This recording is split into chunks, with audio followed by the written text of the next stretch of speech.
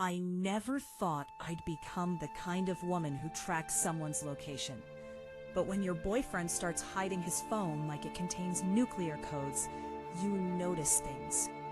My name's Ava. I'm 29 years old.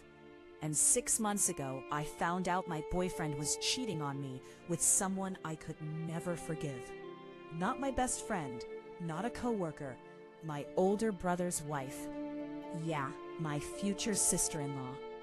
And somehow, I became the villain in the family for exposing them. It started small. Ethan and I had been together for 4 years. We lived together in Chicago. We had 2 cats, shared bills, talked about marriage constantly. Normal couple stuff. At least I thought so. Then around October, he changed. Not dramatically. That's the scary part.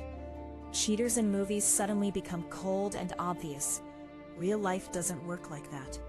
He still kissed me goodbye, still asked about my day, still told me he loved me before bed. But emotionally, it felt like he slowly left the relationship without physically leaving the apartment. He started taking his phone everywhere. Bathroom, laundry room, even downstairs to grab food deliveries. If I walked into the room unexpectedly, he'd flip the phone over instantly. At first, I convinced myself I was overthinking, because Ethan had never cheated before. At least not that I knew. Then one Friday night, I noticed something weird. He got a text around midnight. I wasn't trying to snoop. The screen literally lit up beside me, and all I saw was, "Miss you already." No name, just a heart emoji. The second he saw me looking, he grabbed the phone so fast, it almost fell. Then he laughed nervously and said, "Work stuff." Work stuff. At midnight, with heart emojis.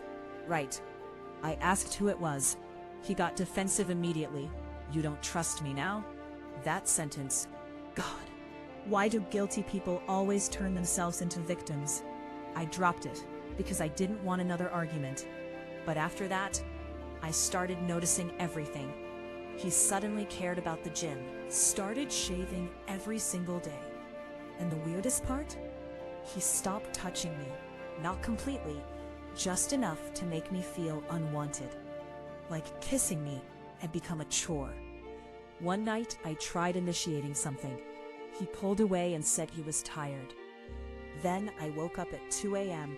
and saw him smiling at his phone in the dark. That feeling, when your stomach drops before your brain catches up. I'll never forget it. I started spiraling, checking his following list, watching his behavior, comparing old photos, trying to find proof I wasn't crazy. Then Thanksgiving happened, and that's when everything got worse. My older brother Mason hosted dinner at his house. His wife Chloe was there, obviously. Chloe and I used to be close. She was one of those women everyone instantly liked. Beautiful, funny, perfect hair all the time somehow. The kind of woman who walks into a room and every guy suddenly sits straighter. Even my boyfriend noticed her, constantly. I ignored it for years because she was family. Or almost family. But during dinner I caught something. Tiny. So tiny, most people would miss it. Ethan made a joke. Everyone laughed. And Chloe touched his arm. Not casually, not friendly. It lingered. And he looked at her differently. You know those moments where your intuition screams before logic can explain why? That was it. After dinner, I walked into the kitchen unexpectedly, and they jumped apart. Like physically moved away from each other. Chloe started talking way too loudly about wine. Ethan wouldn't even look at me. I remember driving home that night staring out the window thinking, no, there's no way. Because some betrayals are too disgusting for your brain to accept immediately. I told myself I was paranoid. Until 3 weeks later. That night changed everything. Ethan told me he had to stay late for a client emergency. Chloe said she was at your apartment. I swear my heart stopped. I told him she wasn't. Then he said something I'll never forget. "I think she's cheating on me." I didn't even process what was happening. I just grabbed my keys and drove. I don't know why. Instinct maybe. Anger. Fear. I remembered Chloe once mentioning she rented a small apartment downtown before marriage and still kept it for work storage. So I drove there. And there they were. Ethan's car, parked outside at midnight. I sat there shaking so hard I could barely breathe. Part of me still hoped I was wrong. Maybe they were planning a surprise. Maybe literally anything else. Then I saw them, laughing, coming out together. And the way he kissed her wasn't new. That's what destroyed me. People think catching someone cheating is the worst part. It's not. The worst part is realizing it's been happening long enough for them to become comfortable. They looked happy, relaxed, like I was the side character ruining their date night. I don't even remember getting out of the car. I just remember screaming. Chloe froze instantly. Ethan went pale, and I lost it.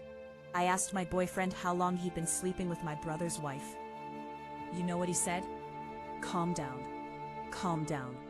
I started crying so hard I could barely speak. And Chloe, this woman actually tried blaming me. She said Ethan felt emotionally neglected. "You a friend. Why are you speaking for him?" Then Ethan admitted it had been going on for 8 months. 8 months. I, while attending family dinners, while helping my brother pick anniversary gifts, while sleeping beside me every night, pretending everything was normal, I felt physically sick.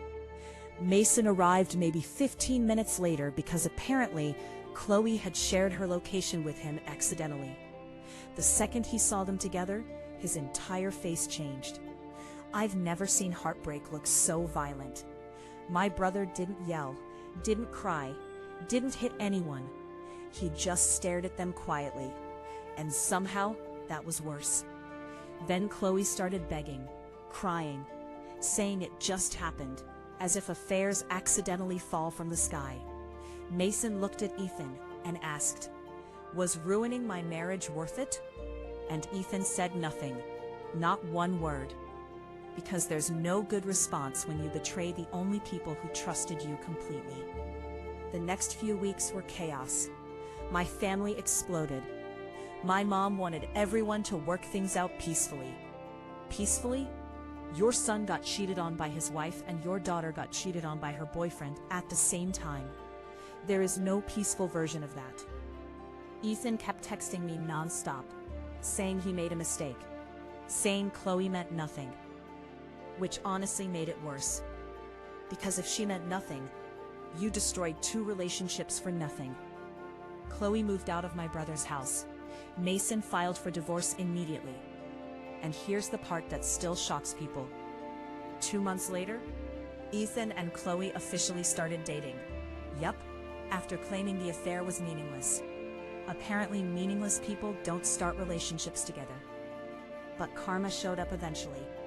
Because relationships built on cheating are basically horror movies. Delayed endings. Ethan became paranoid constantly. He accused Chloe of cheating all the time, checked her phone, tracked her location. Meanwhile, Chloe became obsessed with whether he still loved me.